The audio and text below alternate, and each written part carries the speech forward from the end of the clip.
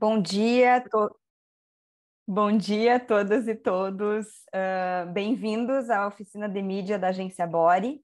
A gente, como pesquisador, né, a gente não é preparado para... a gente não recebe formação em comunicação com a imprensa dentro das universidades brasileiras. Por isso é comum que a gente não saiba como agir quando surge uma demanda de entrevista por parte de jornalistas, ou quando a gente também quer chegar de uma forma mais estratégica nesse diálogo com jornalistas, com a imprensa brasileira. Esse é o mote dessa oficina de mídia que a gente está oferecendo aqui, a convite da Cielo. Esse seminário faz parte de uma série comemorativa dos 25 anos da Cielo, que culminará na Conferência Internacional Cielo 25 anos em setembro, em São Paulo, e ele está sendo gravado e os slides estão disponíveis já na página do seminário, que é www.25.cielo.org. Vou falar um pouco sobre os códigos de conduta, né? A gente espera que todas as pessoas, enquanto estiverem participando dos espaços promovidos pela Cielo, sejam respeitosas e inclusivas, não façam ameaças de violência, nem utilizem linguagem nociva, prejudicial ou preconceituosa. E esse tipo de comportamento não será tolerado e participantes que não aderirem a esse código de conduta estão sujeitos a serem retirados do evento em curso e impedidos de participar dos próximos eventos promovidos pelo Cielo. Então, vou compartilhar minha tela para a gente dar início a essa oficina.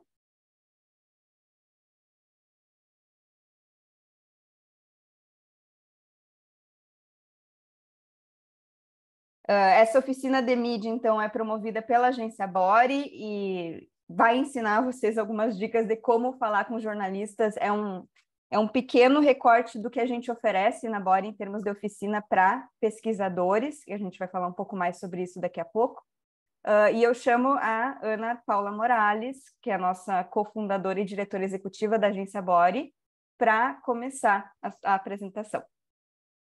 Bom dia, Nath. Bom dia a todos. Bom, a Nath é a nossa gerente, super gerente de conteúdo. A gente vai dividir essa apresentação. Eu só vou começar. Bom, a gente vai falar um pouco o que é a Agência Bori, de onde surgiu a ideia, o que a gente faz e trazer um pouco, como a Nath falou, da prática que a gente faz com pesquisadores, também nos treinamentos que a gente faz. A Agência Bori, na verdade, a ideia inicial e o que a gente faz hoje é fazer uma ponte entre a imprensa, entre os jornalistas e todo o conhecimento que é produzido no Brasil. Então, as pesquisas científicas que são e os estudos que são produzidos por pesquisadores brasileiros de todas as áreas. Então, das duras, exatas, biológicas, para sociais, sociologia, antropologia, todas as áreas. A gente mapeia na Bori. O que a gente faz, né, Nath? A gente pode passar para o próximo. Então, a gente lançou a Agência Bori em fevereiro de 2020, foi 15 dias antes da primeira notificação de Covid no Brasil. O contexto, por um bom período, é que a ciência estava muito ausente da imprensa, e quando a gente fala da ciência, a gente pensa nos estudos mesmo que são produzidos pelos pesquisadores, né? Então, por isso aquela ideia lá atrás de lançar a Agência Bori. A gente tem um passado, somos todas pesquisadoras também, agora na área de comunicação, né, de jornalismo, mas também de percepção pública da ciência. E também já atuamos por muito tempo em veículos de comunicação, fazendo jornalismo de ciência e divulgação científica. Então, a gente conhecia esses dois lados, né? O tanto de ciência que é produzida pelo Brasil, então a gente já está há um bom tempo entre os 15 maiores produtores de ciência no mundo, e ao mesmo tempo a gente via essa ausência da ciência brasileira na mídia nacional. Então, daí veio a ideia da Bori. A Bori atualmente é um serviço único para jornalistas, né, que conecta a ciência brasileira, especificamente a ciência, para jornalistas de todo o país e todas as áreas de cobertura. Então, a gente não está falando só de jornalista que cobre, que atua naquele caderno de ciência, né, ou de ambiente, temas correlatos. Então, a gente tem hoje mais de 2.600 jornalistas cadastrados na Bori, do país inteiro, de todos os tipos de veículos de comunicação. Então, tem os grandes jornais, televisão, rádio, revistas, semanais, portais, grandes portais de comunicação. Então, todos os tipos de veículo de comunicação, né, tem na Bora, e todas as áreas de atuação desses jornalistas também. Mas como que a gente faz isso, né? Como que a gente leva a ciência para esses jornalistas que estão cadastrados na Bora? Então, a gente leva... Pode voltar Nath? A gente leva os estudos... a gente antecipa estudos científicos.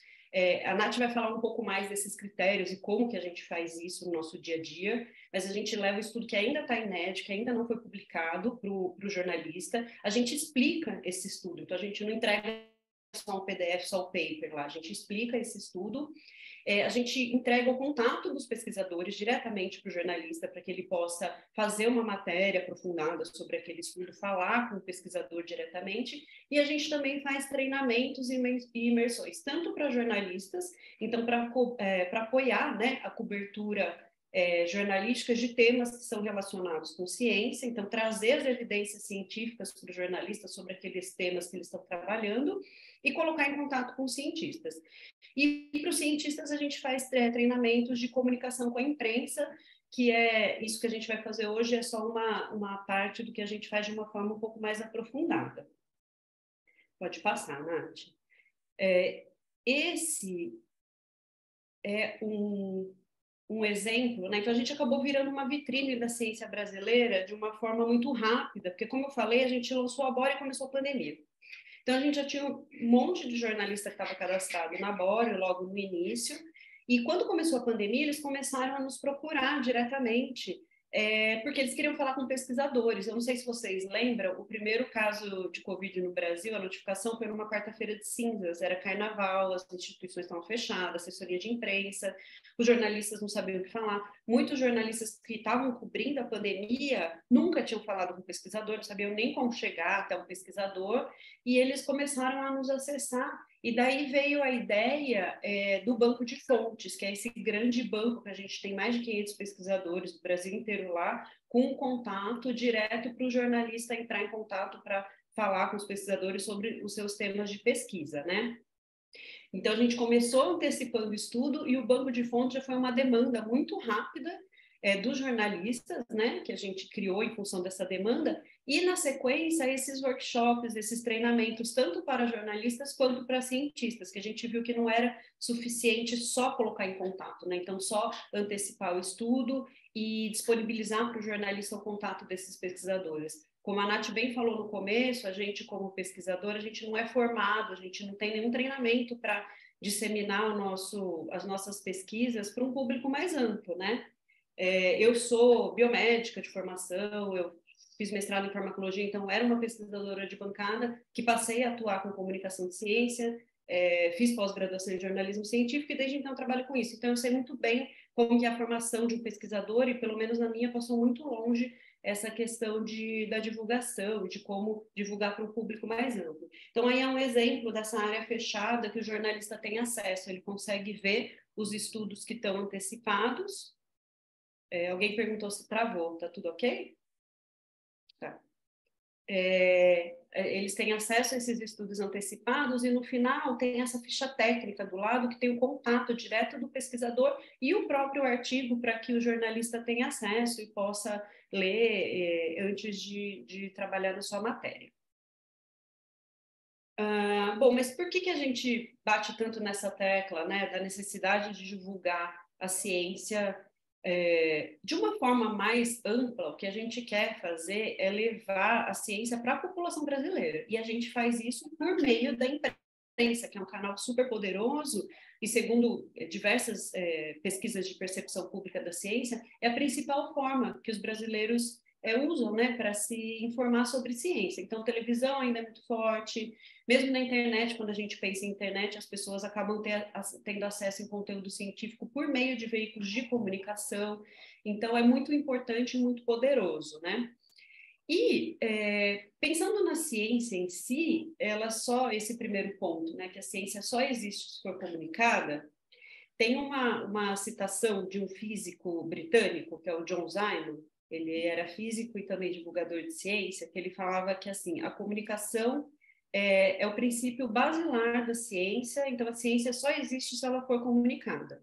Se a gente for pensar do ponto de vista da ciência mesmo, é uma prática comunicar o que é feito, né? São os papers que validam, né, que registram aquele resultado e que comunicam para outros pesquisadores, para os pares. Existem os congressos, enfim, as palestras. Então, a comunicação da ciência está muito presente no próprio fazer científico, só que ela está voltada para os pares, né? Então, muitas vezes, um próprio cientista que pode escrever um paper muito bem na área dele, aquele material que ele produz não é acessível até para outro cientista de alguma outra área, porque a gente sabe que as linguagens são muito específicas, né, e técnicas e tal. Só que se a gente pensar de uma forma mais ampla, na sociedade como um todo, a ciência também só existe se ela for comunicada e dessa forma mais ampla. Então, por isso a importância de iniciativas de divulgação científica e da disseminação da ciência por meio do jornalismo para chegar nas pessoas de uma forma geral, né?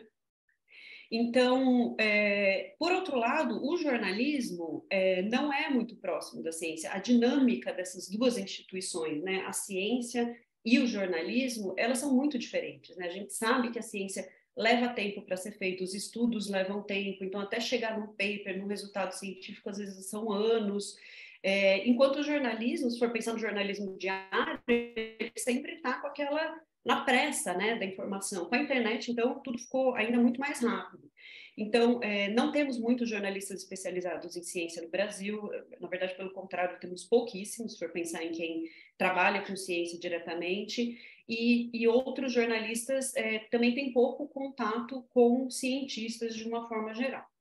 O segundo ponto é que o Brasil tem uma baixa educação científica, isso do ponto de vista formal.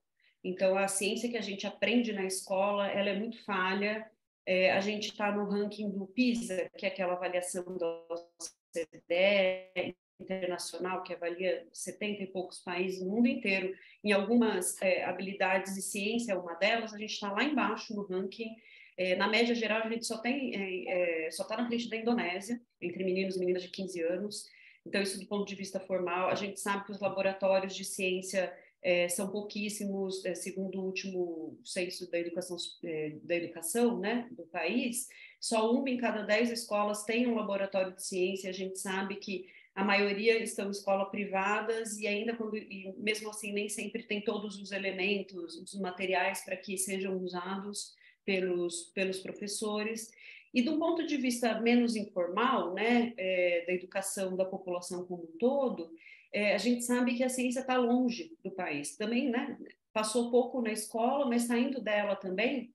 Então, a última pesquisa nacional de percepção pública da ciência, que foi feita pelo CGE em 2019, foi antes da pandemia, 90% dos brasileiros não sabiam indicar uma instituição de pesquisa no país. Então, não sabiam dizer que a Fiocruz faz pesquisa, que a Federal do Rio Grande do Norte faz pesquisa, que a USP faz pesquisa.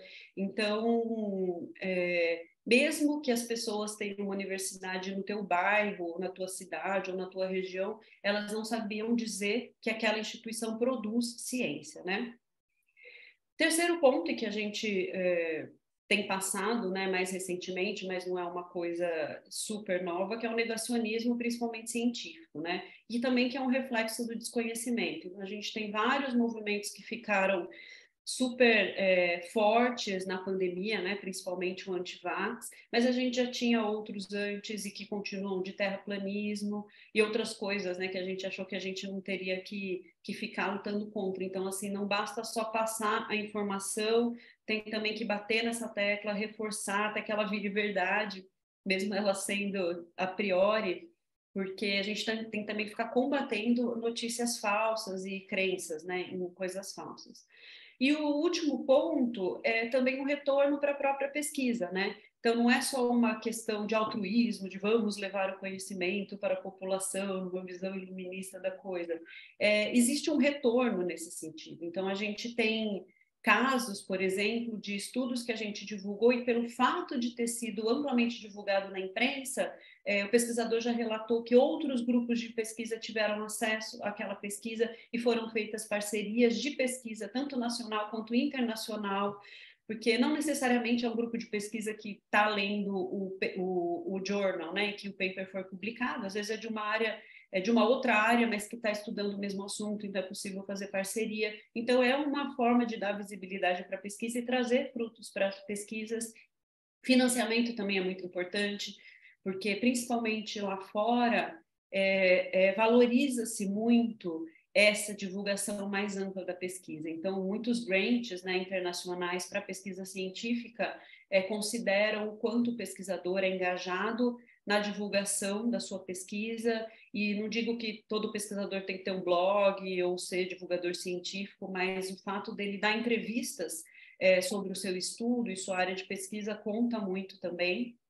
E o Altmetrics, que acho que a maioria tá familiarizada, mas são métricas alternativas, né? Então, a gente tem as métricas consolidadas, né, da produção científica, que são citações, né, esse tipo de coisa, mas existem essas métricas alternativas, que é como que aquele estudo está sendo disseminado por outras vias, que não somente a citação em outros artigos científicos, né?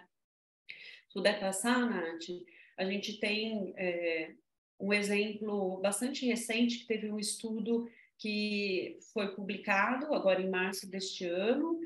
O título do material de divulgação que a gente fez está aí, que é a Reação de Servidores à Opressão do Governo Bolsonaro / Desmonte das Instituições.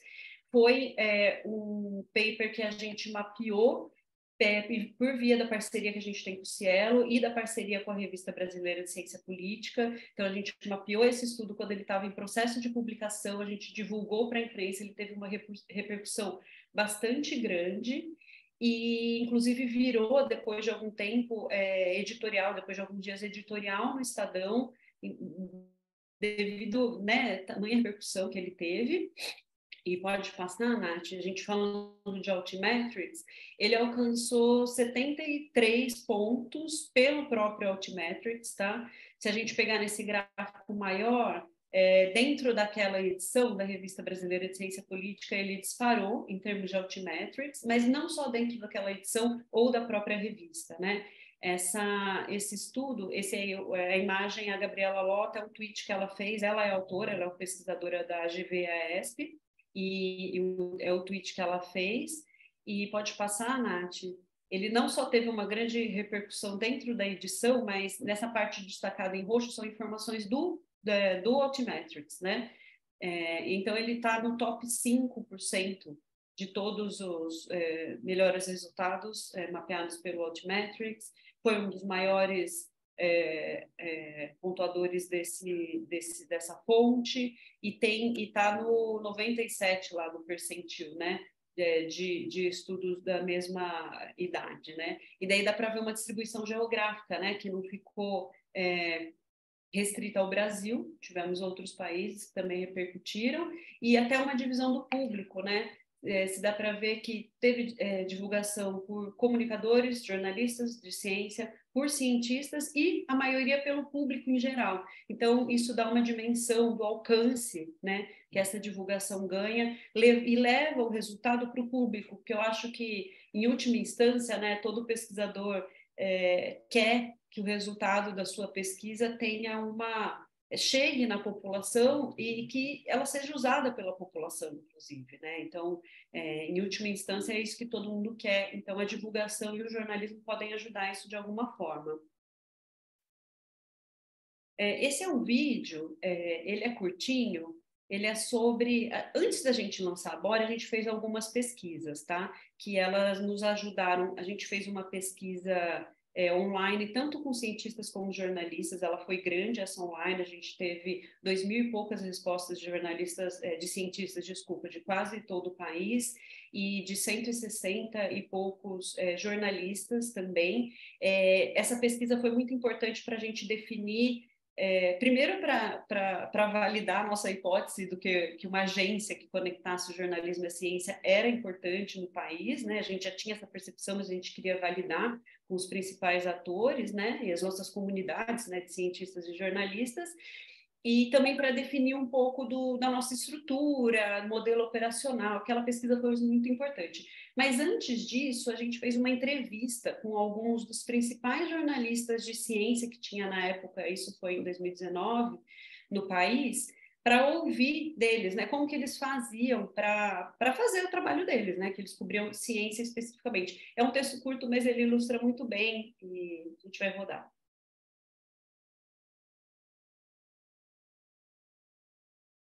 Sou Juliana de Toledo, editora-chefe da revista. Tá dando para escutar? Para mim tá um pouco baixo, né? Mas dá para escutar. Meu nome é Gabriel Alves, eu sou repórter de ciência de saúde aqui na Folha de São Paulo. Meu nome é Adriano Queiroz, eu publico o blog Diário Científico, também sou editor assistente Deixa eu ver se eu consigo aumentar o máximo. da Agora? Melhor. Editoria Nacional e Internacional do Diário do Nordeste.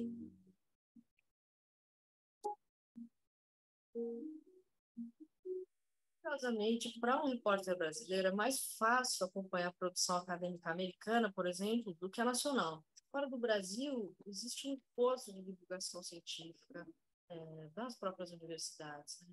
Você tem repositórios que têm avisos de pauta que as instituições consideram mais relevantes. Muito que a gente acaba descobrindo, né, que acontece na lista brasileira por um portal americano, né, curiosamente, chama Eureka Alert. Ali ele tem um conteúdo que muitas vezes está disponível antes da publicação oficial para as empresas, claro, empresas, instituições, universidades de pesquisa. É interessante porque ali sabe que vai ter uma leitura qualificada, né, tentando fazer divulgar o trabalho deles. A maioria dos estudos chega até nós depois de publicados, quando a gente faz, enfim, um contato com as assessorias de imprensa ou lê as revistas e toma conhecimento desses estudos. É diferente do que a gente tem quando está falando de trabalhos feitos fora daqui.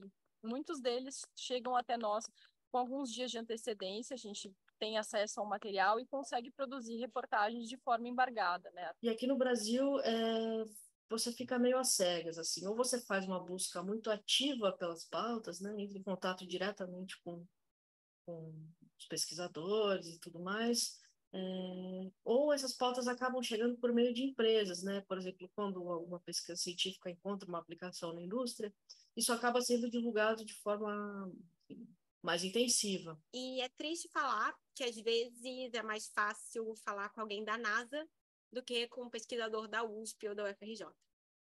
E eu sei isso porque eu fiz uma dissertação de mestrado em divulgação científica no LabJOR da Unicamp, que é justamente sobre a comunicação entre jornalistas e cientistas, no caso, astrônomos e divulgadores de astronomia e áreas relacionadas à astronáutica, e realmente é um cenário muito difícil. Eu tinha que fazer uma reportagem, era uma pauta na área de saúde, e era uma reportagem de fôlego, então eu tinha que ouvir várias fontes e tal, e o prazo não era um problema, porque eu tinha umas 2 semanas para fazer essa reportagem. Só que tinha um feriado no meio desse prazo. Então, eu simplesmente não conseguia agendar a entrevista com vários pesquisadores brasileiros com quem eu fiz contato e tal.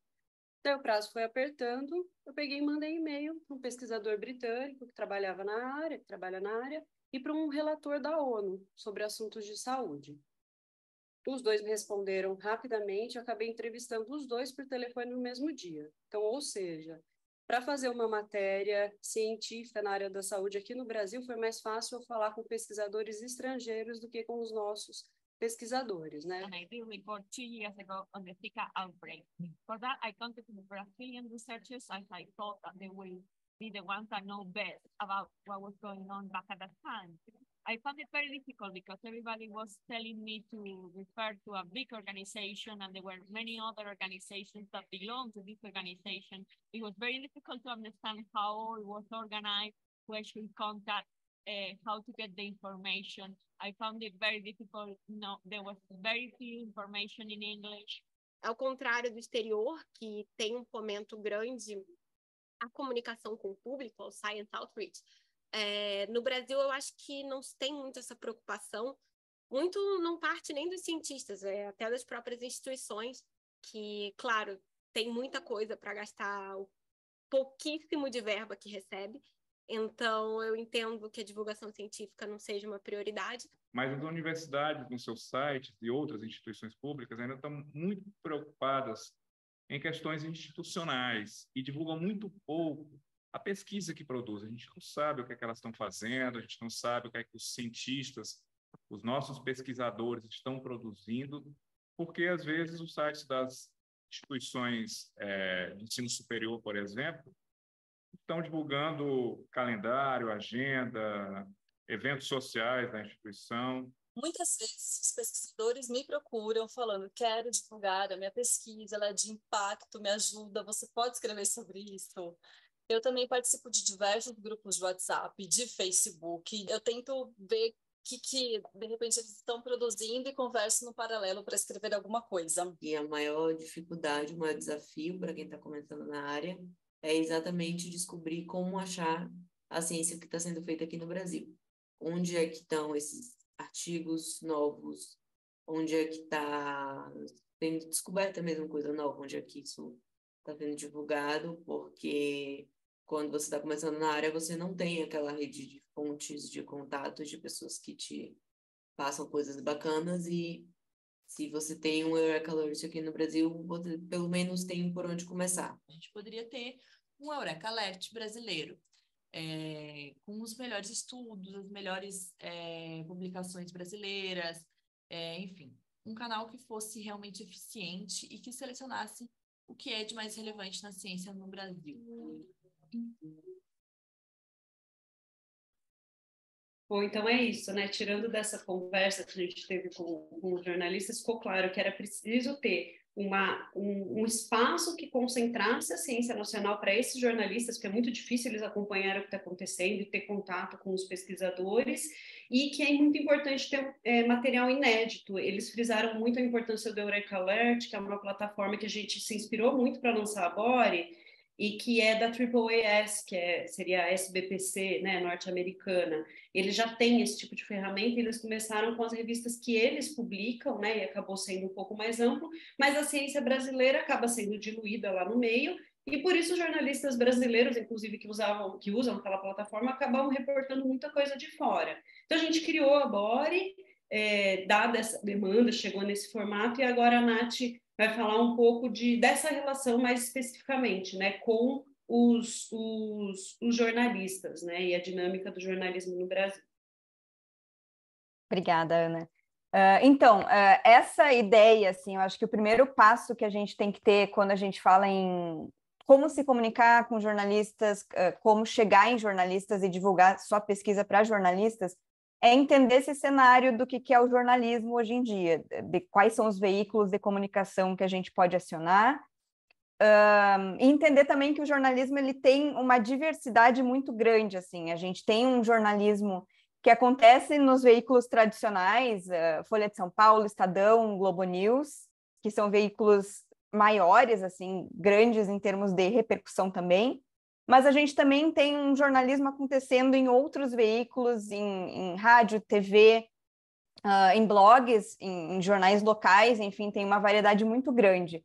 Então, o primeiro passo, assim, quando vocês forem ou vender uma pauta para jornalistas, ou chegar, ou ser entrevistado por jornalistas, contatado por jornalistas, é entender para que público ele fala, em que veículo ele está, e qual é o nível de especialização dele, porque a gente, como a Ana mencionou anteriormente, a gente tem visto que jornalistas de diferentes áreas têm se interessado por pautas, por evidências científicas, de trazer evidências científicas para embasar a sua matéria. Então, pode ser que aquele jornalista que vocês estejam falando, ele cubra economia, ele cubra política, e ele não tenha nenhum conhecimento sobre...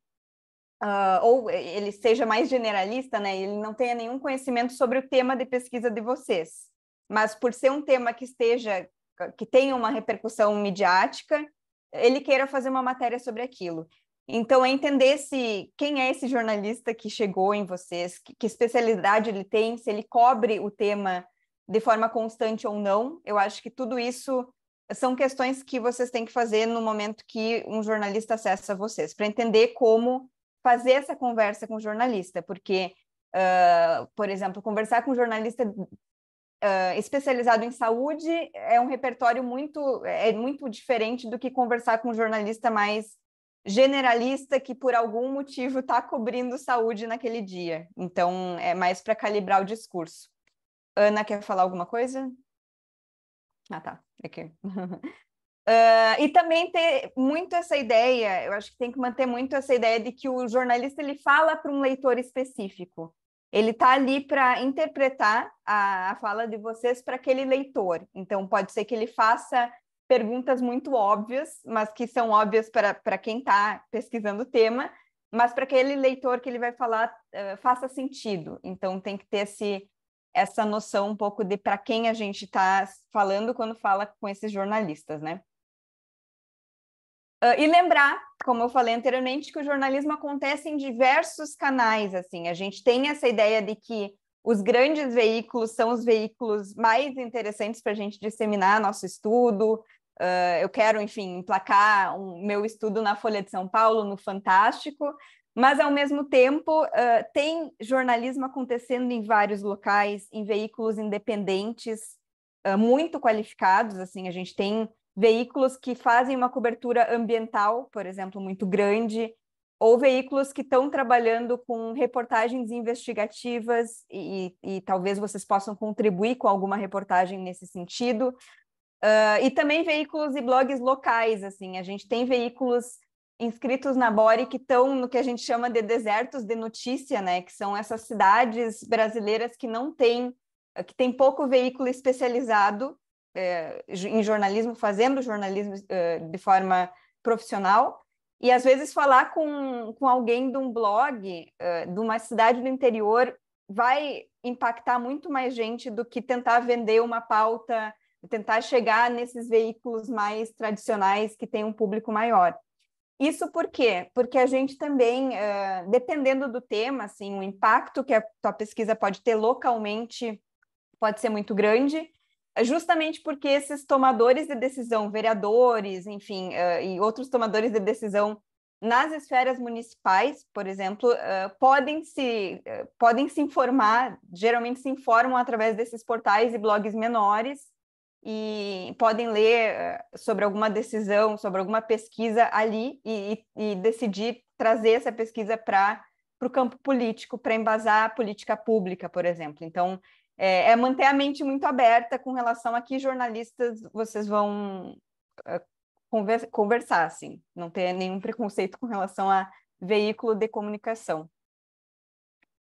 E daí outras coisas muito práticas, assim, com relação a relação entre jornalista e cientista, né, que às vezes pode parecer meio entroncada. Eu acho que a gente tem que tentar falar a mesma linguagem que os jornalistas, e aqui nessa oficina a gente vai passar algumas dicas práticas de como falar essa mesma linguagem, né? E uma das questões primordiais é essa questão da informação inédita, de um resultado de pesquisa que tenha informações inéditas tanto para o campo de pesquisa quanto para o jornalismo. Trazer essa informação é muito interessante para o jornalista, ele sempre está em busca dessa informação inédita, né? Outra questão é com relação à repercussão de fatos, né? Às vezes o jornalista vai acionar vocês não para divulgar uma pesquisa específica de vocês, mas para repercutir algum fato, algum fenômeno que esteja acontecendo na sociedade. Por exemplo, agora, o ano passado, a questão da insegurança alimentar foi um tema que pautou a imprensa, pautou o noticiário de uma forma muito constante, e talvez o jornalista pudesse, então, acionar pesquisadores para falar sobre esse contexto da insegurança alimentar, para fazer a sua análise sobre esse contexto, né? E também, eu acho que o que facilita a relação do jornalista e do cientista é justamente vocês calibrarem o discurso de vocês para alguém que não entende aquela área, assim, utilizarem conceitos mais simples, falar de uma forma mais simples, explicar conceitos complexos de uma forma mais simples. E isso vocês conseguem fazer basicamente treinando com pessoas que não sabem, que não conhecem o tema de pesquisa de vocês, treinando essa divulgação, essa comunicação com com parentes, enfim, com o pessoal que trabalha na casa de vocês, treinar com pessoas que não são da área. Eu acho que isso é um exercício muito interessante, assim. E outra questão que bate muito no ponto que os jornalistas do vídeo comentam muito é de se mostrar disponível para esse jornalista. O jornalista, às vezes, ele às vezes tem que fazer reportagens e matérias de uma forma muito rápida, e eles têm que acionar vocês de uma forma rápida, e eu acho que sempre cabe perguntar, quando o jornalista entrar em contato, qual é o prazo que ele tem para fazer aquela matéria, e ser honesto, assim, se for um prazo muito curto e vocês não conseguirem atender a demanda dele, de certa forma indicar alguém ou mostrar que vocês não vão conseguir, assim, eu acho que é melhor do que deixar o jornalista no vácuo sem essa resposta. E estar disponível enquanto ele for construindo a matéria, assim, eu acho que evita erros da imprensa a gente mostrar que a gente é um parceiro nessa produção de conteúdo deles. E quando eu falo sobre entender a linguagem do jornalista, eu acho que um conceito fundamental assim, é entender o que é pauta, o que vira notícia para o jornalista. E eu trouxe aqui mais ou menos uma matriz que a gente usa, né, para selecionar os estudos da Bori, e a gente sempre passa nos nossos workshops, que é tentar entender se aquele estudo é inédito, se ele traz resultados inéditos, se ele é interessante do ponto de vista jornalístico, daí daqui a pouco a gente vai falar um pouco mais sobre o que gera interesse para o jornalismo de forma geral, e se ele é importante em termos de sociedade, né? Se ele traz impacto para a vida das pessoas. Essa matriz eu acho que é fundamental usar ela quando a gente estiver olhando para os estudos científicos que a gente produz, e ela sempre gera muita discussão porque esses conceitos eles são complexos, assim, a gente conseguir determinar o que é inédito, importante, interessante, e eu também vou falar um pouco dos critérios que a gente usa aqui na Bori, né? Que são esses, assim. Na Bori a gente tem muito essa questão do ineditismo, né? Do trabalho, ele está... os trabalhos que a gente seleciona para divulgar via Bori, eles estão em vias de publicação, então eles são inéditos no sentido de que são resultados que não estão circulando por aí, é um trabalho que está para ser publicado, e daí a gente sincroniza essa publicação na revista com a divulgação que a gente faz. E o inédito aqui também pode ser usado para a gente avaliar o resultado daquela pesquisa, assim, se ele traz resultados inéditos para o campo, se ele muda alguma coisa em termos de discussão científica, né, e de discussão social. A diversidade, a gente tem muito forte aqui na Bori essa questão de trabalhar com todas as áreas do conhecimento e de entender que tanto biologia quanto saúde, que são áreas mais pop, né, quanto ciências aplicadas, ciências humanas, são passíveis de serem divulgadas e merecem estar na imprensa, assim. E diversidade também em relação ao porta-voz, a gente tem procurado divulgar estudos de porta-vozes, homens e mulheres, que é o recorte que a gente tem, né, o recorte de gênero, tentando também trazer mais visibilidade para essa mulher que está produzindo ciência, porque a gente também sabe que essa questão de equidade de gênero, na hora que os cientistas, que são cientistas homens que aparecem mais na imprensa, então a gente tenta, de certa forma, visibilizar essas mulheres que estão com grupos de pesquisa fortes e estão fazendo pesquisa de uma forma muito qualificada também. E com relação ao tema, né, a gente divulga estudos de saúde, estudos que impactam em políticas públicas, estudos de biologia, enfim, a gente faz a gente vai fazendo uma miscelânea assim, de temas e trazendo diversidade nessa nossa divulgação. E também a distribuição geográfica, né, Nath? A gente quer mostrar, no fundo, que a gente quer mostrar não só levar a ciência para o jornalismo, mas mostrar que a ciência também é diversa, né, em termos dos pesquisadores que produzem e da distribuição geográfica, né, que, enfim, que tem ciência sendo feita pelo país inteiro. Exato. E de qualidade jornalística dos resultados, essa questão se o resultado ele gera interesse para o jornalista, e daí a gente vai falar um pouco mais sobre isso. Eu trouxe aqui alguns exemplos para mostrar como que isso acontece na prática. O quarto critério, impacto na vida das pessoas. a gente procura sempre provocar o cientista que nos traz um estudo para divulgar, ou o cientista que a gente entra em contato, para pensar um pouco em como aquele estudo impacta a vida das pessoas. E aqui também a gente vai falar um pouco mais sobre isso, sobre que impacto prático tem, né? Aquele resultado de pesquisa, como que ele impacta determinada população, o que ele vai trazer de novo na vida dessas pessoas. E isso é interessante porque a gente vê, às vezes surge essa questão da pesquisa básica, né? Os cientistas que trabalham com pesquisa básica geralmente vêm e falam, tá, mas a minha pesquisa ela não tem um impacto muito direto, porque é uma pesquisa que está sendo, enfim, eu tô fazendo uma pesquisa em laboratório com células, testando fármacos, enfim, uma pesquisa muito básica. Eu não consigo enxergar esse impacto, mas a gente sempre provoca e fala que mesmo a pesquisa básica, ela tem um impacto, assim, ela é um começo os resultados dela vão poder ser usados em outras pesquisas e trazerem resultados práticos em algum momento nessa cadeia da pesquisa científica, né? Então, a gente sempre tenta provocar. E essa dimensão pública do tema, né? Tendendo a achar, assim, como a gente sempre levanta essa questão na Body, né? De como o cientista pode e deve ser um ator nesse debate público sobre temas importantes para o país. E isso acontece muito via imprensa, assim, muito via editorial de jornais, via artigos de opinião em jornais, e também na forma como a imprensa vai moldando o que é noticiável, né? O que está no noticiário, quais são os temas-chave que a imprensa está levantando. E essa dimensão pública a gente procura ver, então, pesquisas e a ciência que está, de certa forma, indo com essa onda da agenda dos jornalistas, né? Então, pesquisas em segurança alimentar, o ano passado, que era um tema que estava com essa dimensão pública, em Covid também, por causa do momento urgente, mas a gente também procura contra-agendar a imprensa, em certo sentido, quando a gente vê algum tema de ciência que não está sendo discutido, assim, algum tema que a gente acha que tem importância, que tem uma dimensão pública importante, e que a gente tem que trazer para o jornalista essa ideia de discutir aquele tema. Então, a gente faz mais ou menos esse mix entre agenda e contra-agenda, né? Sempre olhando muito para o noticiário, né?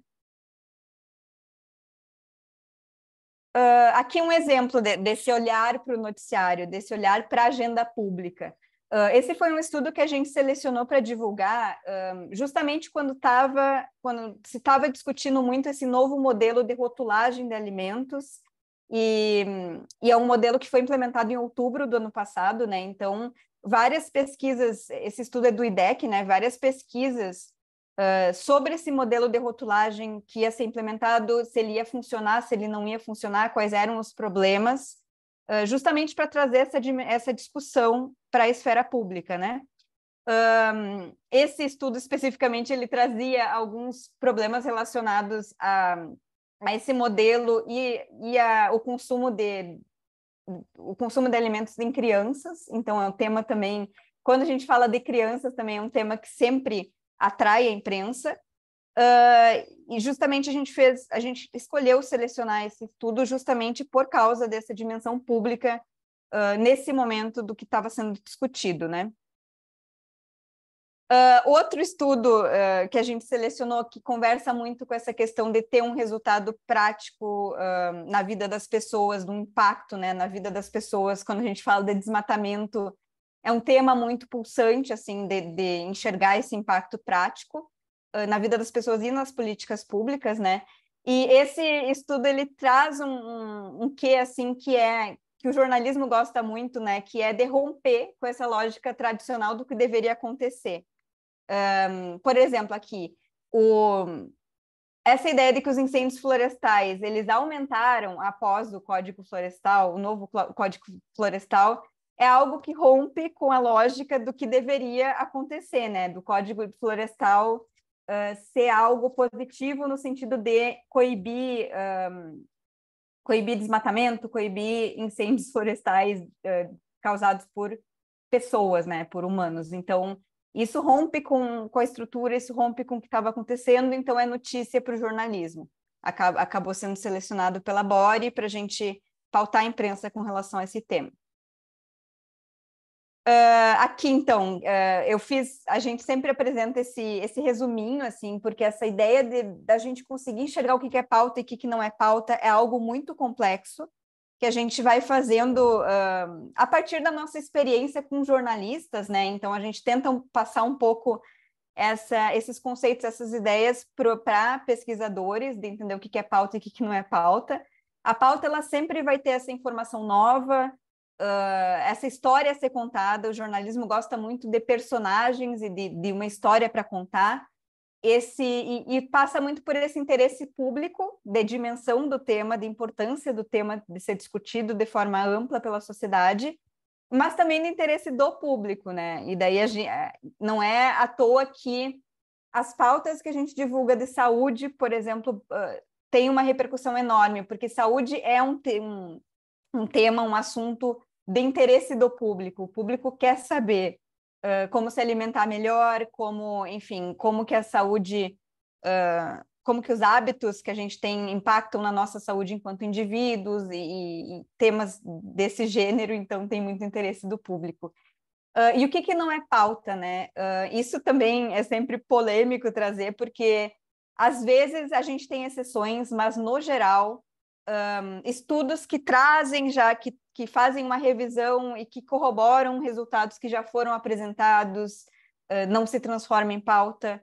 Em geral, estudos que estão muito focados em metodologia, assim, ele está mais conversando para a comunidade científica do que conversando com outras pessoas, então, que propõem novas metodologias, que trazem uma discussão muito metodológica e pouco focada em resultados, não é pauta. Revisão da literatura, a gente tem determinadas exceções, mas, de certa forma, a revisão da literatura, normalmente, ela não entra como pauta. E resultados restritos. Quando temos resultados que são focados numa população muito restrita, aquele estudo pode ser que ele vire pauta para um veículo local e gere pouco interesse de veículos que têm uma abrangência mais nacional, por exemplo. E aqui, citei esse último exemplo para também falar para vocês que a pauta ela depende muito do veículo. Então, pode ser que um estudo seja pauta para um veículo determinado e não seja para outro. Tem essas variações assim, em termos de veículo, por isso que é muito importante saber para que veículo vocês querem comunicar e por quê. Eu acho que é mais ou menos isso. Agora a gente vai para uma parte mais prática, assim, da oficina. A partir do que eu comentei aqui, do que é pauta, do que não é pauta, a gente sugeriu uma prática, um exercício para vocês identificarem, a partir do título de um estudo científico, se aquele estudo tem potencial para virar notícia ou não. Então, acho que a Carol vai colocar o link, a gente tem um QR Code aqui, mas a Carol também vai colocar um link, colocou já, no chat. Para vocês acessarem, vocês vão ter algumas opções para selecionar de títulos que vocês considerem que seja um estudo que tem potencial para virar pauta ou não tem. E a gente vai dar acho que 2 minutinhos, né, para vocês fazerem isso. E daí a gente volta para discutir um pouco esse exercício. Esses são os títulos que vai aparecer aí quando vocês abrirem o link, são os títulos dos artigos científicos. A gente sabe que não é informação suficiente, né? Precisaria talvez aprofundar mais, mas é só para uma brincadeirinha aqui, para ver se ficou claro alguns aspectos que a gente falou. Então, com o título desses artigos, qual vocês acham que viraria uma pauta jornalística, né? Então, a gente já volta em 2 minutinhos.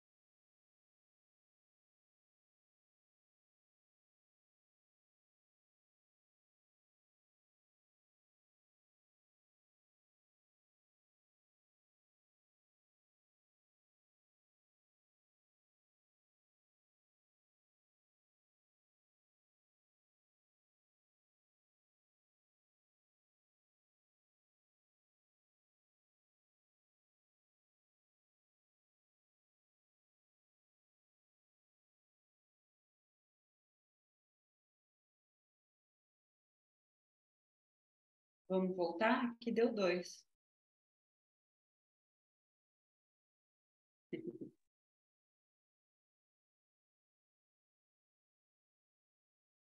Sim, deixa eu compartilhar minha tela para ver os resultados.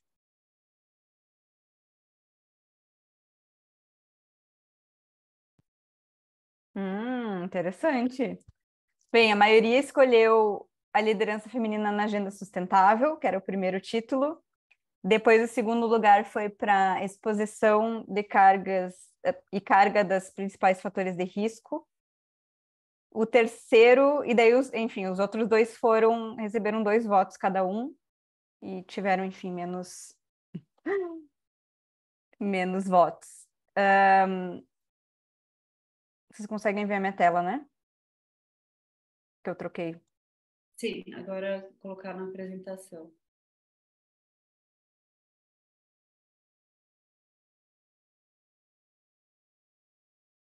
Agora, eu voltei. Voltou? Não, eu tô vendo tua tela, só que ele tá na aba tá. do navegador, tem que colocar no meio da apresentação. Bom. Ótimo. Então, o que, na verdade, a maioria, então, respondeu a liderança feminina da agenda sustentável, que era o exemplo que a gente tinha trazido como um exemplo do que é pauta.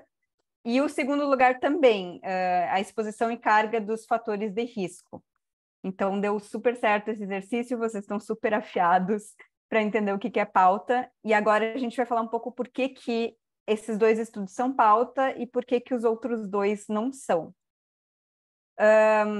Esse estudo da agenda sustentável, apesar dele ter um título muito genérico, né, ele é um tema que está muito em alta, assim, discutir esse papel da mulher como empreendedora, né, enfim, liderando empresas é algo que atrai a imprensa de forma geral, como notícia até fria, que a gente fala, né, que é aquela notícia que vai estar sempre por ali. Ela não é uma notícia de algo novo, mas é uma pauta que sempre acaba aparecendo, assim, essa questão de gênero, enfim. E ali, nesse estudo, ele tem um título muito geral, mas na hora de acessar ele, ele mostra que as empresas lideradas por mulheres têm melhor desempenho social e ambiental. Então, isso é algo muito legal para trazer até para a discussão, para o debate público, pensando muito nesse papel da mulher e que às vezes esse papel é questionado, né? Então, é questionado pela estrutura patriarcal que a gente tem, enfim, e que são poucas mulheres que estão nessa posição de liderança, então é uma forma também de incentivar as empresas a colocarem essas mulheres nessas posições. Não sei se a Ana quer falar alguma coisa sobre... Não, acho que isso é bem importante que a Nath falou, a questão, além do tema, da relevância, o título, né? O título do artigo era super genérico, ele não trazia um resultado, ele poderia ser uma revisão de literatura, por exemplo, né? Mas ele traz um resultado, ele teve essa comparação e mostrou o melhor desempenho, que não estava no título do paper, mas que o próprio estudo trouxe. Exato.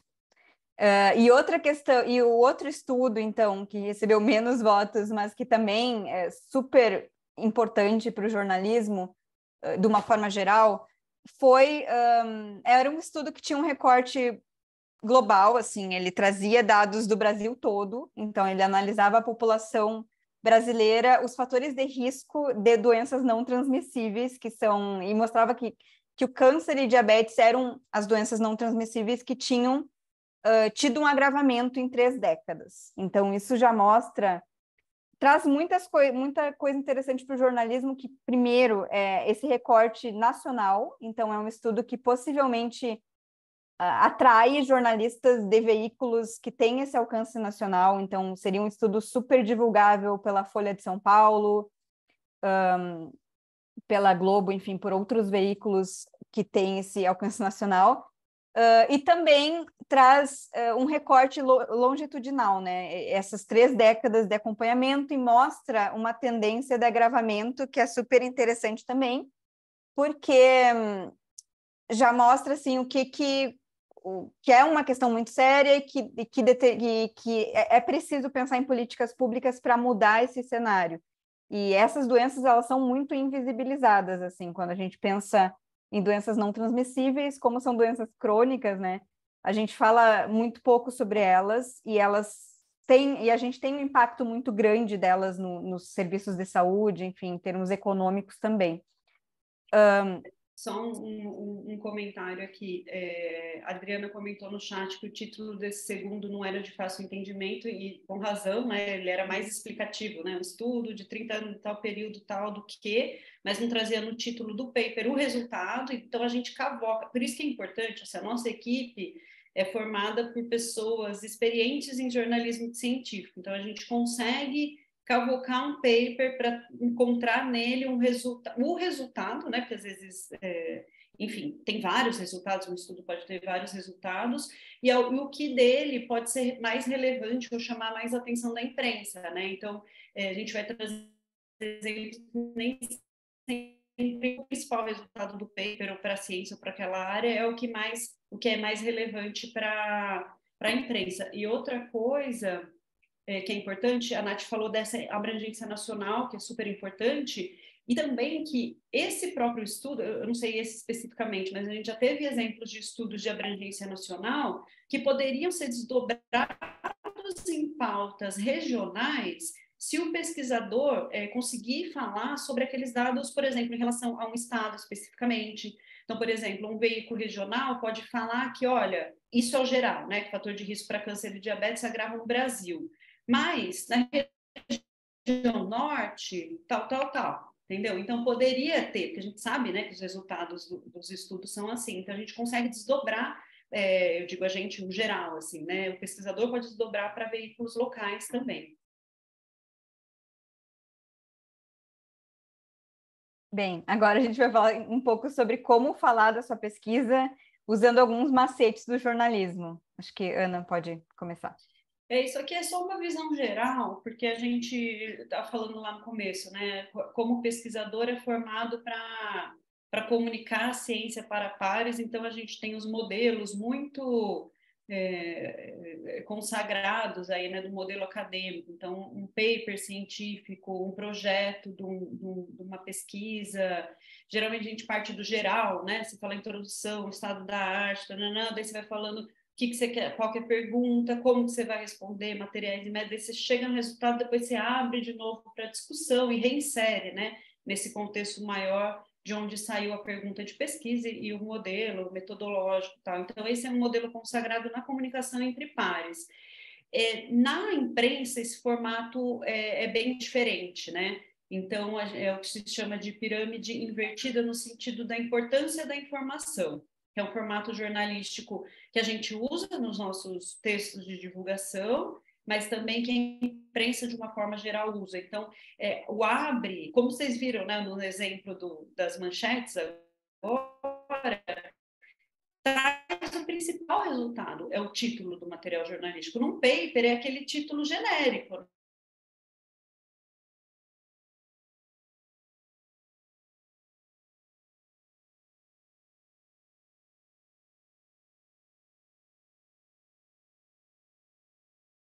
do pesquisador. Opa. A fala do pesquisador, então trazendo mais alguns elementos sobre aquela pesquisa, como que ela foi feita, o que aquilo significa, porque às vezes não está tão claro, né, quando você tem algo quantitativo, e aí vai diminuindo em termos de importância, no sentido de, isso é algo muito claro, por exemplo, se a gente for pensar no jornalismo impresso, antes de ter internet, mas tipo, você tinha uma matéria que tem que caber num espaço de um jornal. Então, pensando numa notícia sobre um estudo científico, ou qualquer notícia, na verdade, é uma prática do jornalismo de uma forma geral, não só de ciência. Se você tinha um espaço, você fez uma matéria daquele tamanho, mas de repente entrou alguma outra coisa que teve que ser remodelado, e o seu editor precisa cortar uma parte da sua matéria, ele vai cortar no final. Não vai ficar editando todo o texto, deixa eu tirar uma frase aqui, outra frase aqui para chegar no número de caracteres. Não, muitas vezes essa decisão é tomada assim, em cima da hora, né, ainda no jornalismo impresso. Então, corta o final, corta o pé, que a gente fala. Por isso que são detalhes ou questões menos importantes no sentido de entendimento daquela informação como um todo, né? Isso ilustra muito bem, mas serve também para a internet, para tudo.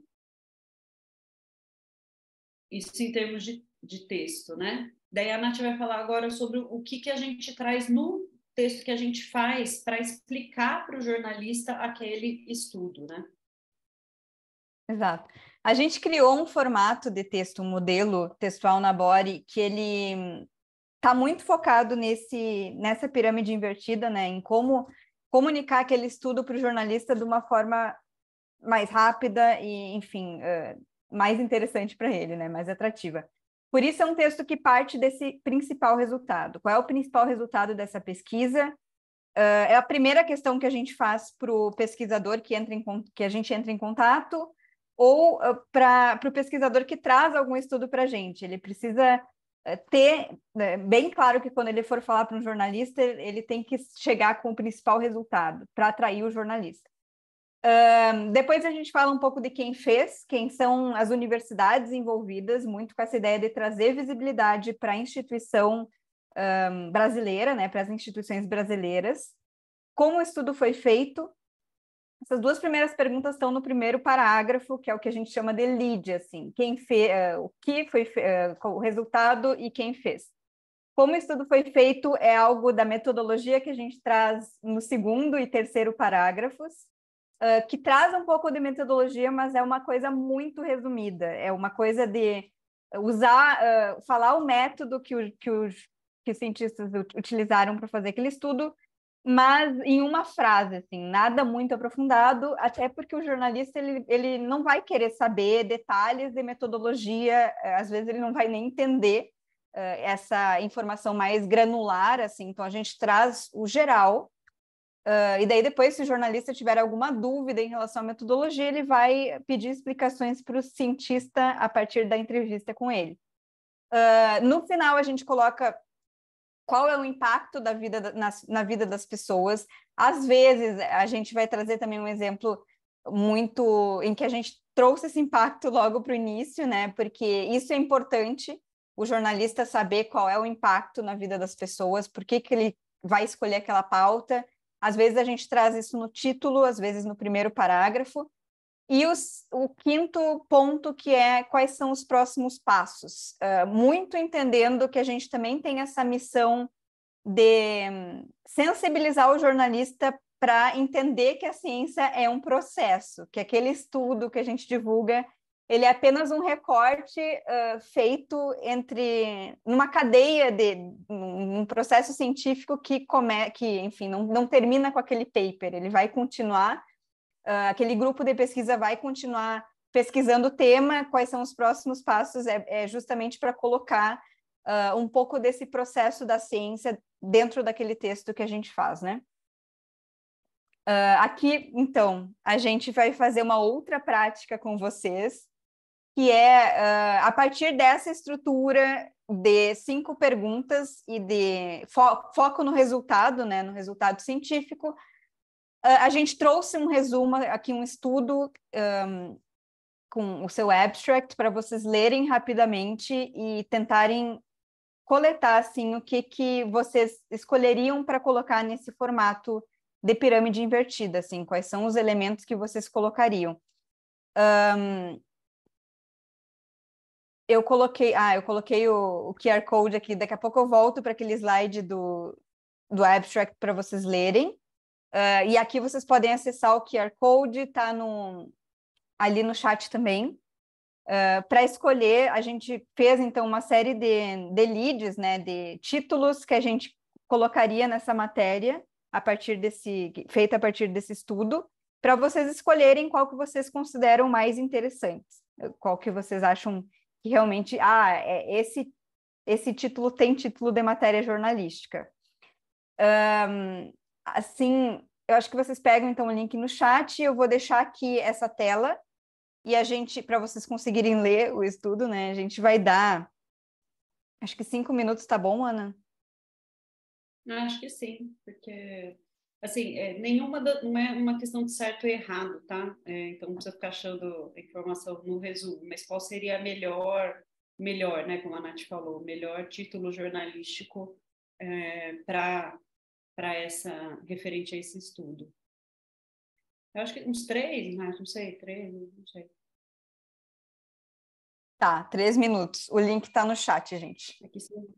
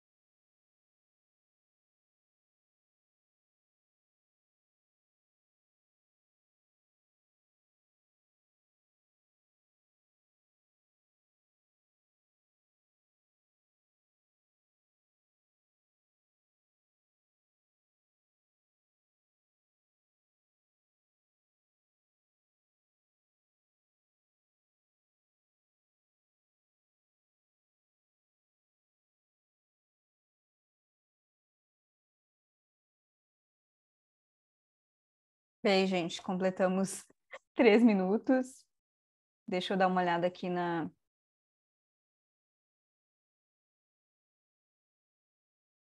os resultados.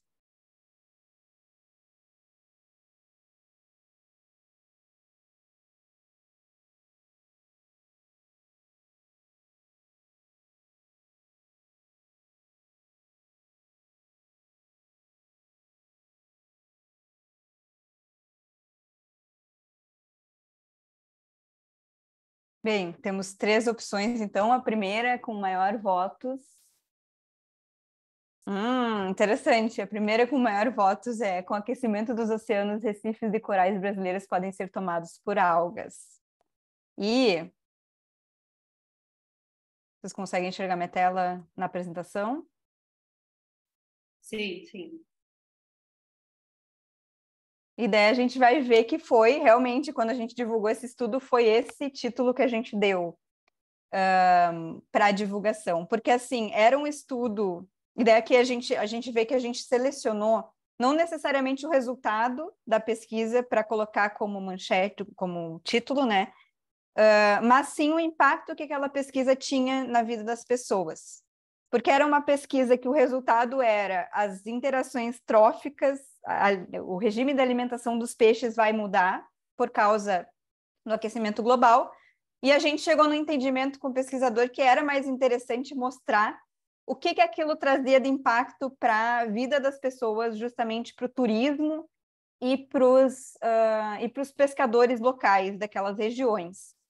Então, a gente fez esse foco, né, de trazer que os recifes de corais, por causa daquela mudança no regime de alimentação de peixes, aqueles peixes iam deixar de se alimentar de algas daqueles recifes e por isso os recifes iam se transformar em locais tomados por algas, o que ia mudar drasticamente a paisagem da região, e por isso ia afetar o turismo e também a pesca por causa da diminuição de peixes naquela região.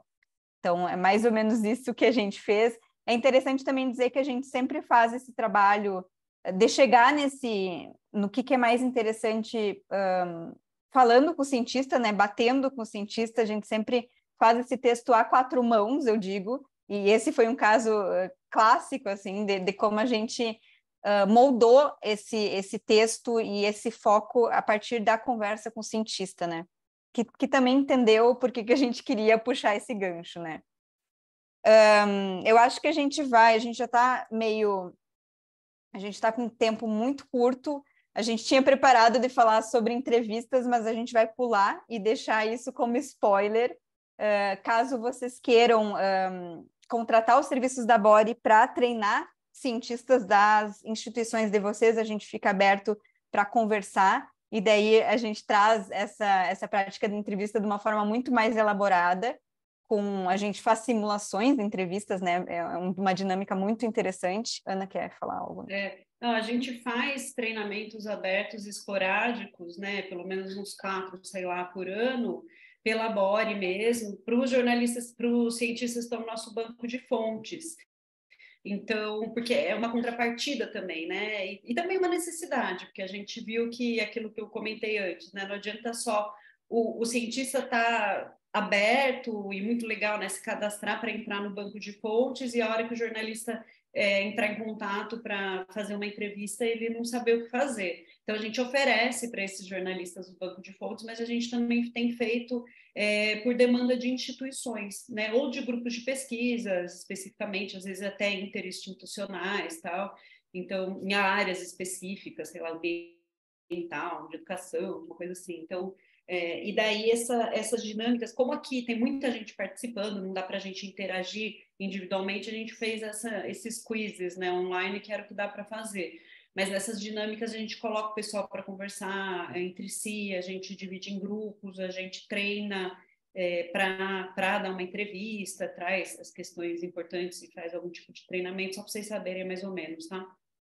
Tá. E aqui está o nosso e-mail, caso vocês queiram mais informações sobre esses treinamentos. Eu acho que agora a gente vai para as perguntas, então eu vou ver o que a gente tem no chat. Se vocês quiserem perguntar algo em relação às oficinas, eu já vi que tem alguém perguntando aqui, Ana, se a gente oferece treinamentos em inglês. Não, por enquanto não. Eu digo, o treinamento desse de mídia, de como cientista, como falar com a imprensa, em inglês, não sei nem, nunca chegou essa demanda, na verdade, para a gente poderia, né? Mas nunca chegou essa demanda, então a gente nunca fez. Eu respondi algumas direto aqui no Q&A, eu só vou passar rapidamente caso não tenham visto. Então, a Maria perguntou se precisa pagar para entrar no banco de fontes da Body. Não. Tem um formulário, vocês forem lá no site da Body, a gente vai colocar aqui o site da Body também, mas se entrar lá, tem uma área para cientistas. Daí tem, quero divulgar meu estudo, quero fazer parte do banco de fontes, então vocês podem submeter lá. Se tiver um paper, assim, tem um paper que foi aceito para publicação. A gente fala que esse é o melhor momento de entrar em contato com a gente. Pode mandar por esse formulário ou por e-mail também, falando, tem um paper que foi aceito para publicação, vocês acham que vale a pena divulgar, rola ou não? Aí a gente avalia tudo isso junto com vocês e faz a divulgação nesse tempo, porque a gente tem esse tempo hábil, né? Porque tem que combinar com a revista, né? A data de publicação, esse tipo de coisa. Maria também perguntou se associações científicas estão no nosso banco de fontes. Por enquanto, não. São pesquisadores direto e são naquelas grandes áreas temáticas, tá? Mas, assim, que são bastante amplas. Então, tá lá, que a ideia é facilitar esse contato direto. A gente não faz trabalho de assessoria de imprensa, sabe? Então, a gente coloca direto. A nossa ideia é isso, que o jornalista entra na Body e vê o estudo, fala, tem interesse, já tem contato direto com o pesquisador e vai lá. Se a gente tem área preferencial de divulgação, falei que a gente divulga todas as áreas, porém temos as 3 grandes áreas temáticas, que são Sistemas Alimentares Amazônia e Covid. Covid se impôs, na verdade, né? Ele acabou virando uma área que surgiram as outras. Leonardo está perguntando se as áreas da ciência que a gente mais divulga, como antecipação ou opinião. A gente não tem preferência, a gente busca esse equilíbrio, mas a gente tem essas grandes áreas, né? Amazônia, Sistemas Alimentares e Covid. Então, a gente tem bastante saúde, por um tempo ficou, até por causa da pandemia, ficou bastante em evidência, mas a gente tem bastante coisa na área ambiental também. Nath vai falando, tá? Mas, assim, sistemas alimentares é super amplo, então tem coisa desde a parte relacionada ao agro, de técnica, coisa de produção agrícola, até o impacto do consumo de ultraprocessados na saúde pública. Então, tem várias coisas, é um espectro bastante amplo. A Amazônia também, né? Então, tem desde questão de desmatamento, garimpo, até saúde de populações indígenas e ribeirinhas. É isso. Tem mais alguma que eu não estou vendo? Tem uma pergunta com relação ao embargo, né? Com relação à exclusividade, pauta exclusiva para veículos. A pergunta da Marcela, no caso de instituições públicas, escolher um veículo específico para enviar pauta com exclusividade não seria ruim? Não acaba sendo um favorecimento diante de uma informação pública? Então, na Bore, a gente não dá exclusiva, a gente não é assessoria de imprensa. As instituições têm assessoria de imprensa, a gente frisa muito, não são todas que têm, não são todas que têm grande número, mas a gente frisa bastante com os pesquisadores que vocês, para acessar a assessoria de imprensa de vocês, eles são grandes parceiros nossos, na verdade. A Bore não trabalha com exclusiva. Então, quando entra um estudo no nosso banco e a gente dispara para o jornalista, os 2.600 vão receber. Quem quer trabalhar naquela pauta, trabalha. A gente não oferece para ninguém, tá? Especificamente.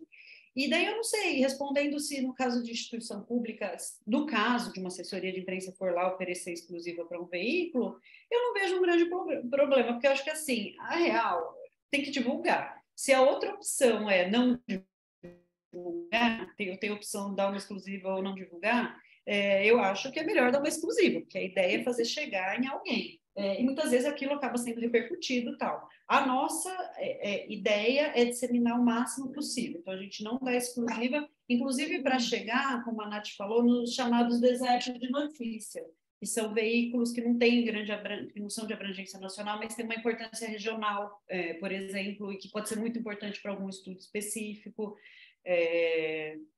Mas, assim, eu não vejo um problema, mas também mesmo não é a nossa prática.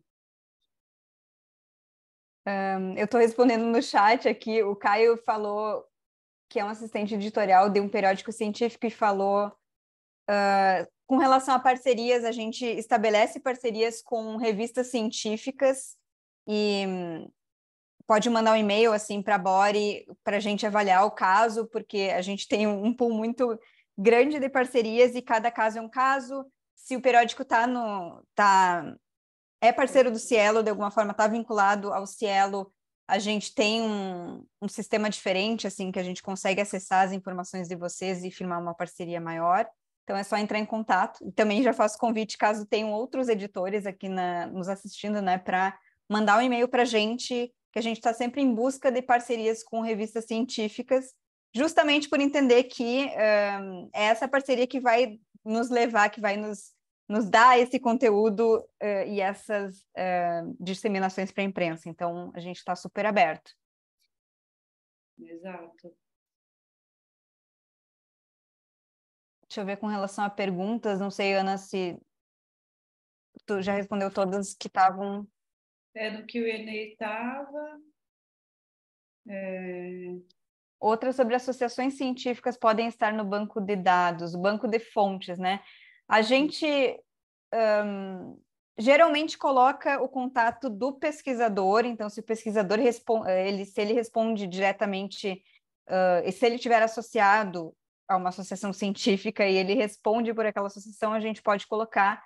Lembrando que a gente tem bancos de fontes em Covid, sistemas alimentares e Amazônia, por enquanto. A gente vincula esse banco de fontes às áreas que a gente trabalha prioritariamente, né? Então, se tem pesquisadores que estão trabalhando com esses temas, a gente pode inserir nos nossos bancos de fontes. Eu estou vendo aqui o comentário que a Gabriela tinha feito, né, da questão do PL. Super importante que ela falou. Ela pegou, super relevante, né? Tema atual, exposição ao mercúrio, garimpo legal Amazônia. Eu não entendi se foi um estudo especificamente, né, que é a redação de uma minuta que ganhou status de projeto de lei. Isso é divulgável. O estudo seria, se fosse o caso.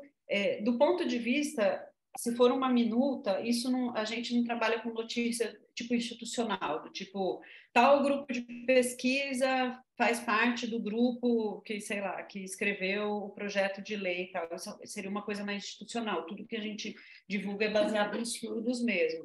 O que a gente faz é divulgar, como a Nath falou, estudos de opinião. A gente segue o mesmo formato, né?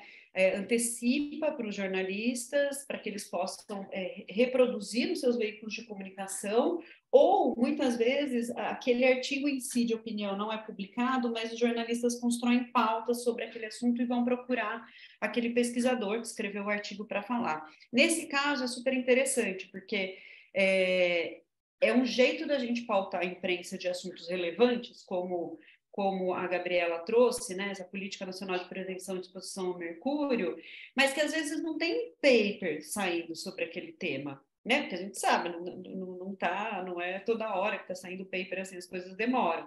Então, o artigo de opinião é importante, a gente leva esse assunto para a imprensa, por meio de um artigo de opinião, e é o que a gente fala, a gente quer levar as evidências científicas e a voz dos cientistas para pautar o debate público. Porque às vezes tem um monte de tema super relevante, que tem um monte de estudo trazendo evidências, né, que podem ajudar a solucionar aquele problema, mas as notícias estão sendo, fulano falou tal coisa, o político fez tal coisa, não sei quem, e não traz o que a ciência pode contribuir para esse tema, e que certamente pode, para todos os temas pode, né? Então, essa é a nossa ideia. Então, eu não sei, a Gabriela, se você quiser entrar em contato, de repente fazer um artigo de opinião, a gente tem um formato certinho, é algo curto, é para pautar mesmo. Então, entre em contato com a gente, tá? Para falar. E essa questão do projeto de lei, vou ser breve aqui, mas assim, a gente mede o nosso impacto. A primeira forma é ver quantas matérias saíram na imprensa a partir dos estudos que a gente divulga, tá? Então, assim, a gente mede na imprensa escrita, digital, na primeira semana, por exemplo, né? A gente fala que a reprodução é imediata. Então, a gente mede aquilo para a gente acompanhar nossas métricas, nossos resultados e avaliar tal. Só que, em última instância, a gente quer que essas evidências científicas que a gente está levando para a população, por meio dos estudos, né, dos pesquisadores brasileiros, que eles possam ajudar nas tomadas de decisão de todo mundo. Então, tanto na esfera privada, que a gente fala, que é tipo um leitor ver uma notícia sobre um estudo e decidir tomar uma vacina, ou decidir mudar a alimentação, porque ele não concorda com aquele tipo de produção, ou que sabe do impacto na saúde, esse tipo de decisão, mas também política pública. E a gente tem alguns casos, isso é um pouco mais difícil de mapear, mas a gente tem casos que a gente já sabe, né, até por relato dos pesquisadores, que um estudo, por exemplo, eu vou dar um exemplo, tinha um estudo super técnico sobre técnicas de extração de gás, de um pesquisador da Unicamp, que a gente divulgou para a imprensa, e o estudo dele mostrava que uma técnica específica causava alguns abalos sísmicos na região de Manaus, então na região norte especificamente, e que aquilo poderia trazer danos ambientais, mas e trazia também muito prejuízo financeiro. Aquilo repercutiu bastante, principalmente em veículos locais, então foi bem interessante, porque era um recorte de Manaus, e aquilo acabou influenciando uma norma técnica do Ministério de Minas e Energia, que estava discutindo naquele momento, né, técnica de extração de gás, e aquela técnica foi banida para regiões. Então, assim, afetou a política pública diretamente, que no fundo era o que o pesquisador queria, né? Quando ele avalia uma técnica ou outra, não é só para gerar conhecimento, é para, não vamos usar isso aqui, vamos usar aquele ali. E chegou. Então, é muito interessante. A gente teve outros estudos que a gente divulgou que foram citados, ganharam bastante visibilidade pela imprensa e foram citados na CPI da Covid. Então, assim, aos poucos a gente vê esse impacto em política pública também, que é algo de extrema importância para a gente. Tem mais alguma coisa? Não. O Igor, se o Lattes funciona de pesquisas para vocês. Não, porque a gente divulga estudo inédito. Tá? Sim, mas na procura do jornalista, né? Acho que ele quis falar. Na verdade, eu acho que o que cabe a gente pensar enquanto pesquisador é como facilitar o nosso contato para jornalistas. Aqui no Brasil, tem jornalistas que sabem navegar pelo Lattes, então, para esses jornalistas, funciona colocar um e-mail e ser hábil nessa resposta.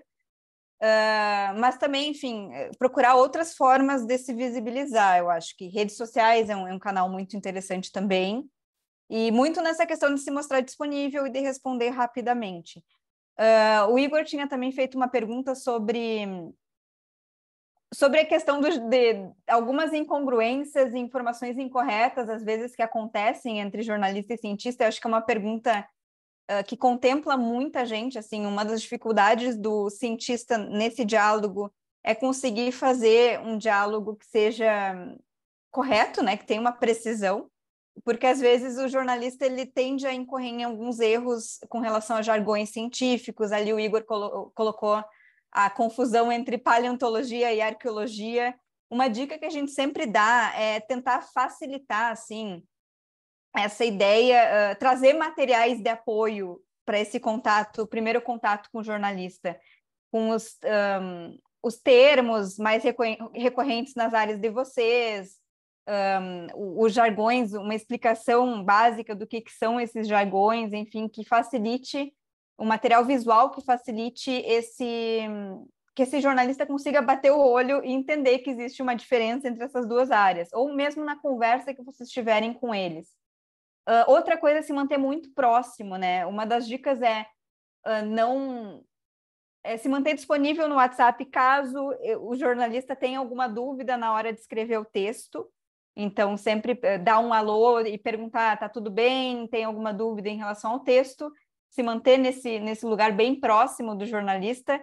E na Bore, uma das vantagens da Bore é que esse texto que a gente faz, ele passa por uma aprovação do cientista. Então, é uma forma que a gente achou de minimizar essas questões técnicas, porque às vezes realmente alguém que está escrevendo, algum redator nosso que está escrevendo sobre o tema, às vezes não tem, às vezes pode cometer algum erro em relação a precisões técnicas e conceitos técnicos, e daí o cientista, ele bate um olho, esse cientista que é o porta-voz do estudo, bate um olho no texto, vê se está tudo correto e passa para a gente divulgar. Então, tem essa etapa de aprovação. E é bastante importante porque esse texto que a gente faz para divulgar para os jornalistas, ele pode ser reproduzido pelos veículos de comunicação, e isso acontece muito. Então, às vezes, tem uma notícia super interessante lá, mas o jornal não tem jornalista disponível. A gente sabe, né? Crise do jornalismo, as redações ficam cada vez mais enxutas, tal, mas eles querem dar aquela matéria, daí, ao invés de eles produzirem uma nova, eles pegam o nosso texto e reproduzem. Isso acontece muito. E daí, então, por isso que a nossa capilaridade é muito grande, esses veículos menores, que não tem equipe, às vezes pouca gente, tal, então é bem legal isso, sim. E daí o pesquisador responsável já viu esse texto, que é o que mais repercute, na verdade.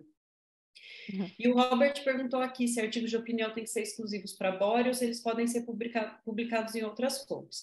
Ele tem que ser exclusivo para a Bore, mas, de novo, depois que o embargo jornalístico, a gente fala, é aquele período que o material fica dentro da nossa plataforma fechado, só o jornalista cadastrado pode acessar.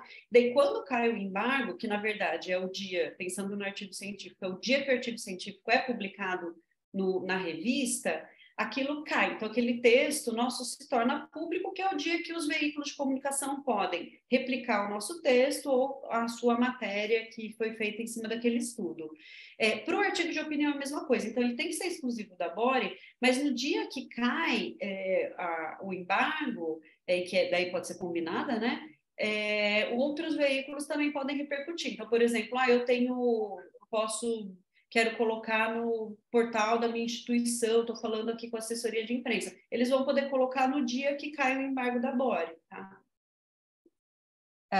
Acho que é isso, gente. Eu vou fechar, então, a mesa, justamente puxando também uma outra pergunta do Breno, fazendo um convite para todos vocês enviarem estudos científicos inéditos para a Bori, a gente faz o texto explicativo, a gente passa para vocês revisarem. Estudos inéditos passam pela nossa curadoria, e tudo isso sem custos, assim, a gente divulga estudos interessantes sem custo, e é isso, a gente fica à disposição, e obrigada por nos assistirem, por participarem dessa oficina. Obrigada, pessoal.